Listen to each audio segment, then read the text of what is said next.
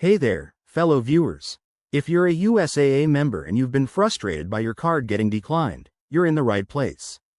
Today, we're diving into the top reasons why this might be happening, especially as we head into 2025 with more advanced banking tech.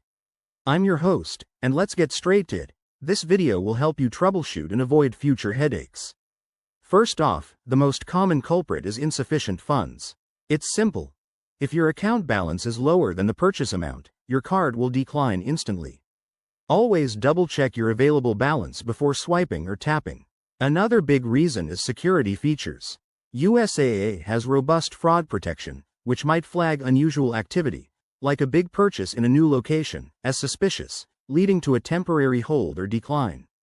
In 2025, expect even smarter AI-driven systems to kick in for your safety. Next, don't overlook physical card issues. If your card is expired, damaged, or hasn't been activated, it'll get rejected every time. Also, account restrictions could be at play.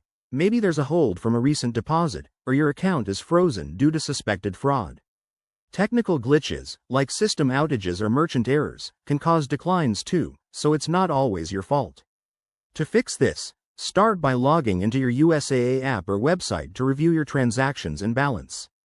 If everything looks good, contact USAA customer service right away. They're usually super helpful and can resolve issues quickly.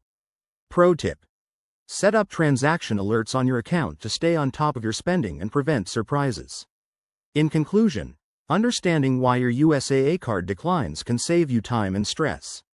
By keeping an eye on your funds, updating your card info, and being aware of security measures, you'll navigate 2025's banking world like a pro. If you found this helpful, hit that like button, subscribe for more finance tips, and drop a comment below if you have questions. Thanks for watching. Stay secure out there.